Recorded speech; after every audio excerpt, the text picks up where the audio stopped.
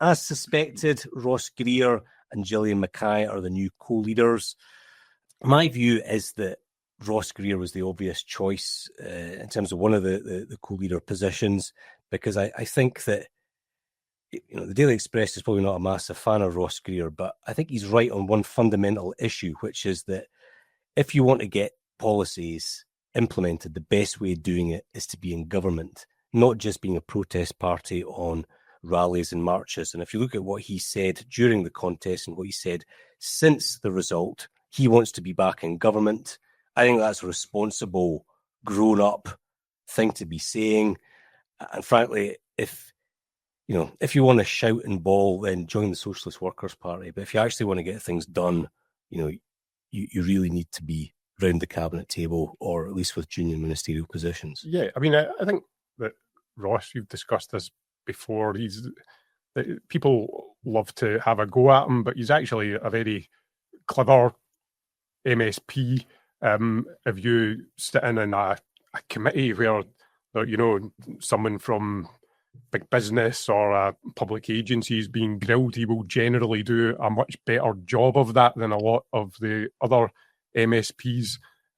He's an effective operator, and a lot of Green policies, they tend to be they are quite a radical party, and their appeal will always be more limited, I think, than Conservatives, SNP, Labour, but they do the things that they are talking about quite often. A few years down the line, you'll find that all of the other parties are talking about them too, like the environment and net zero and all of that stuff. So I think that, Ross was the obvious choice to take on the job.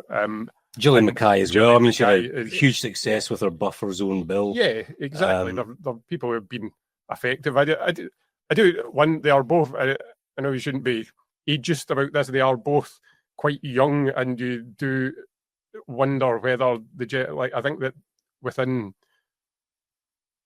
sort of people who know about politics, they'll either, a lot of people really dislike the Greens, a lot of people kind of respect their positions and can see that they are both quite talented MSPs. I just wonder whether out there in the wider world, whether people might think that they're a bit too young as a team to be leading a major political party, whether they really understand the concerns of the broad swathe of Scottish society. Although, the average Green voter is probably quite young, so... Yeah, exactly. And I do think that the Greens aren't... I mean, we never stop talking about the rise of reform, but the Green Party has slowly been inching its way into Scottish politics, hasn't it, over the last 10, 15 years, to the extent that they've just spent a good while in government then getting things done. A lot of them weren't particularly popular things, but some of them were. Things like the rent cap was, I think you look back at it, that's a good policy.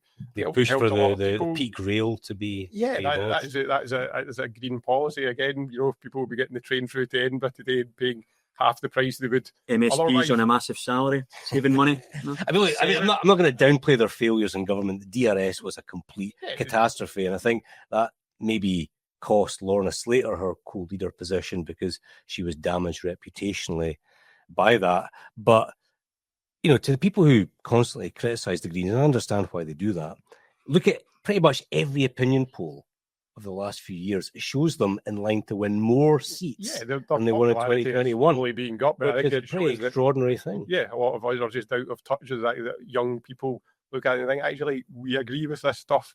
The environment's a huge issue for us, and we quite like the cut of their jib. I think... On you go. You can take the microphone and just rip that. I think, well, the first thing I'll say is, if Ross Greer was the obvious choice, he actually finished second in the election and almost get beat by Lorna Slater. So he obviously wasn't the obvious choice to Green leaders. He was one of them. To the commentariat. Yeah.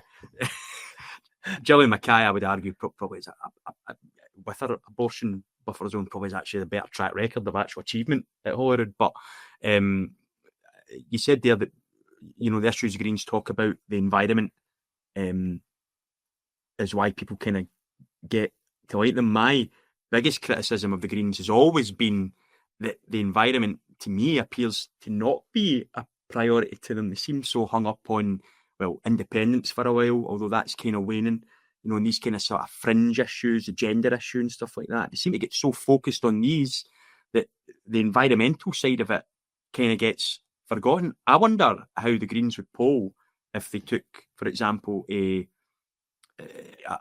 neutral stance on independence. Do you think it would improve their polling or the results in elections?